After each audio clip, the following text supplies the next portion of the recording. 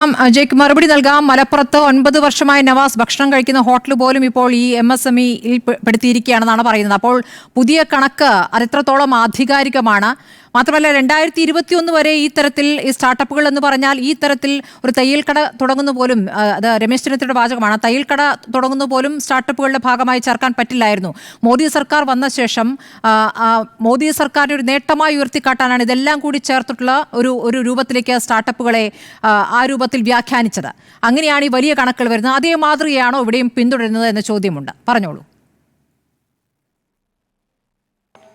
മാതൃക ഏതല്ല എന്നുള്ള കാര്യത്തിൽ സംശയമേതുമില്ല. ഞാൻ വിശദീകരിച്ചു. ഇതിന്റെ വെബ്സൈറ്റിൽ കാറ്റഗറിക്കലായി തരാതരം തിരിച്ച് ജില്ലകളുടെ അടിസ്ഥാനത്തിൽ, അതോടൊപ്പം തന്നെ ഓരോ മേഖലയിലും ആരംഭിച്ച ജെൻഡറിന്റെ വരെ അടിസ്ഥാനത്തിൽ scheduled tribe, scheduled caste, general, OEC, OBC ഇങ്ങനെ വരെ തരം തിരിച്ച് ഇപ്പൊ കേരളത്തിന്റെ പബ്ലിക് ഡൊമൈന് മുമ്പിലുണ്ട്.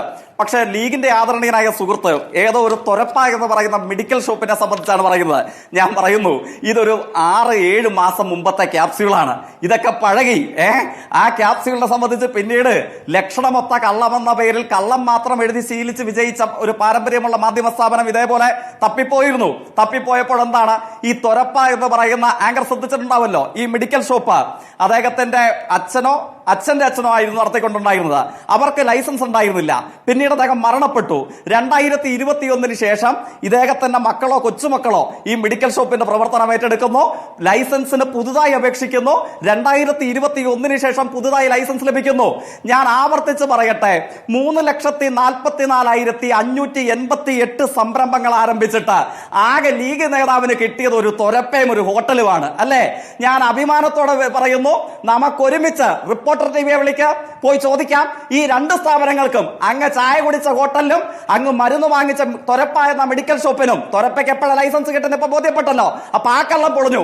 ഇനി അങ്ങ് ചായ കുടിക്കുന്ന ഹോട്ടലിൽ എന്ന ലൈസൻസ് കിട്ടുന്നത് പോയി അന്വേഷിക്കാം, നമുക്ക് നോക്കാമല്ലോ. അതൊന്നും വേണ്ട. അങ്ങേക്കാൾ വലിയ കല്യം അല്ല, അത് കൈവെക്ക്. ഇതിനേക്കാൾ വലിയ കള്ളം ആങ്കർ ഓർമ്മിക്കുന്നില്ലേ?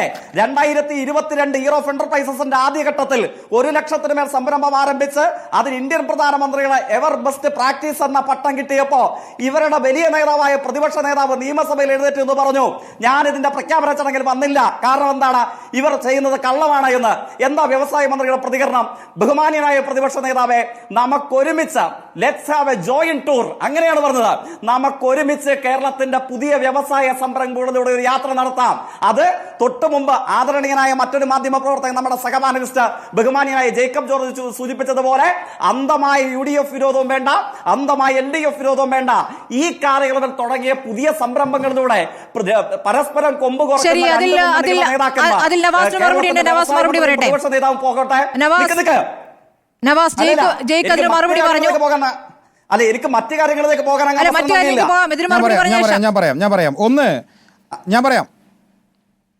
ഞാൻ പറയാം. ഒന്ന് ശ്രീ സ്മൃതി, ജയ്ക്ക് പറഞ്ഞ വെല്ലുവിളിയെ ഞാൻ ഏറ്റെടുക്കുകയാണ്. ജയ്ക്ക് എപ്പോൾ വരുന്നു ഞങ്ങൾ മലപ്പുറത്ത് കാത്തിരിക്കാം, ആ സ്ഥാപനത്തിൽ പോയി സംസാരിക്കാം. പച്ചക്കള്ളമാണ് ജയ്ക്ക് ഇവിടെ പറഞ്ഞത്. എന്താ ജയ്ക്ക് പറഞ്ഞത്? ആ സ്ഥാപനവുമായി ബന്ധപ്പെട്ട് അദ്ദേഹത്തിന്റെ ലൈസൻസ് പുതുക്കിയതാണ് എന്ന് വർത്തമാനമാണ് പറഞ്ഞത്. പച്ചക്കള്ളം പറയുന്നു. അവിടെ അങ്ങനെ പറഞ്ഞു പോലെ ജയ്ക്ക്. ഞാൻ പറയട്ടെ, താങ്കൾ പറഞ്ഞപ്പോൾ ഞാൻ ഇടപെട്ടില്ലല്ലോ, ഞാൻ പറഞ്ഞോട്ടെ. ഇപ്പൊ ഞാൻ നേരത്തെ പറഞ്ഞ ഫാസ്റ്റ് ഫുഡ് കടയുടെ കാര്യം, 9 വർഷമായി ഒരു തട്ടുകട നടക്കുകയാണ് ഫാസ്റ്റ് ഫുഡിന്റെ. ആ 9 വർഷമായ തട്ടുകടക്ക് ആ സംരംഭകനെ കൊണ്ട് ഒരു ലൈസൻസിന് അപ്ലൈ ചെയ്യിച്ചാൽ അത് നിങ്ങളുടെ കാറ്റഗറി ഉൾപ്പെടുത്താണോ? വേണ്ട, ഇനി അത് വിട്ടേക്ക്, നിങ്ങൾ മലപ്പുറം വിട്ടേക്ക്. ഞാൻ മറ്റൊരു കാര്യം പറയാം. ഇരിഞ്ഞാലക്കുടയിൽ റോയൽ ബാറ്ററി എന്ന് പറയുന്ന അദ്ദേഹത്തിന്റെ വീഡിയോ എൻ്റെ കയ്യിലുണ്ട്. അദ്ദേഹം മാധ്യമങ്ങളോട് സംസാരിക്കുന്ന വീഡിയോ ഉണ്ട്. റോയൽ ബാറ്ററിയുടെ ഉടമ അദ്ദേഹം പറയുകയാണ്, ഞാൻ ബ്രാഞ്ച് തുടങ്ങാൻ വേണ്ടി അപേക്ഷ കൊടുത്തു. അപ്പോൾ എനിക്ക് ബ്രാഞ്ച് തുടങ്ങാൻ അന്നേരം ചില പ്രയാസം ഉണ്ടായപ്പോൾ ഞാനത് ക്യാൻസലും ചെയ്തു. ആ ലിസ്റ്റിൽ നിങ്ങൾ പറയുന്ന 2,03 ലക്ഷത്തിന്റെ ലിസ്റ്റിൽ ഇപ്പോൾ ഈ സ്ഥാപനങ്ങളുണ്ട്. 1ഉം 2ഉം അല്ല ജയിക്ക്. നിങ്ങൾ ആ ലിസ്റ്റ് മൊത്തം എടുത്ത് പരിശോധിക്കാൻ തയ്യാറാവ്. നിങ്ങൾ വെല്ലുവിളിച്ചല്ലോ, ഞങ്ങൾ തയ്യാറാം. മലപ്പുറത്തേക്ക് നിങ്ങൾ വാ. മലപ്പുറത്തെ റിപ്പോർട്ടർ ചാനലിന്റെ ഓഫീസിൽ വന്നാൽ അത് നമുക്ക് പോയി പരിശോധിക്കാം, അവരോട് സംസാരിക്കാം. നിങ്ങൾ ചാനൽ മുറിയിൽ 1 മണിക്കൂറിനോ അരമണിക്കൂറിനോ പച്ച കളവ് പറഞ്ഞു പോകരുത്. ഞങ്ങൾ അങ്ങനെ കളവ് പറഞ്ഞു പോയാൽ അത് അനുഭവിച്ചു തരാൻ തയ്യാറല്ല. ഇനി മറ്റൊരു കാര്യം കൂടി ഞാൻ പറയട്ടെ. ഇവിടെ ഇപ്പോൾ ഇദ്ദേഹം പറഞ്ഞു, ഇവിടുത്തെ ഇത്തരം പദ്ധതികൾക്ക് വലിയ രൂപത്തിൽ മികച്ചമായ ഒരു മുന്നേറ്റം കേരളത്തിൽ ഉണ്ടായി എന്ന്. ഞാൻ ചോദിക്കട്ടെ, എന്നാൽ കേരളത്തിന്റെ ബഡ്ജറ്റിൽ 2023-24 സമയങ്ങളിൽ സ്റ്റാർട്ടപ്പുകൾക്ക് വേണ്ടി ചെലവഴിക്കാൻ വേണ്ടി മാറ്റിവെച്ച തുക എത്രയായിരുന്നു? 58 കോടി 5 ലക്ഷം രൂപ, 58.5 കോടി രൂപ അതിന് മാറ്റിവെക്കപ്പെട്ടു. എന്നാൽ ഈ ഗവൺമെന്റ് അത് വെട്ടിക്കുറച്ച് 20 കോടിയായി ചുരുക്കി 38 കോടി രൂപ, 38.5 കോടി രൂപ അതിൽ നിന്ന് പിൻവലിച്ചു. നിങ്ങൾ സ്റ്റാർട്ടപ്പുകളെ വലിയ രൂപത്തിൽ സംരക്ഷിക്കുന്നു എന്ന് പറഞ്ഞാൽ ഇങ്ങനെയാണ് ഒരു നയം സ്വീകരിക്കുക?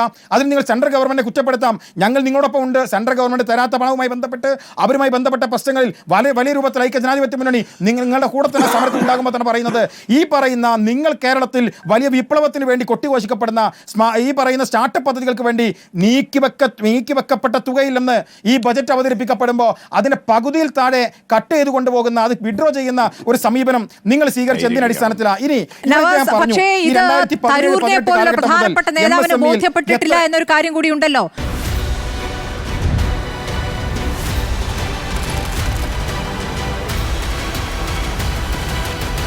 Debate with Smriti Parathikkad.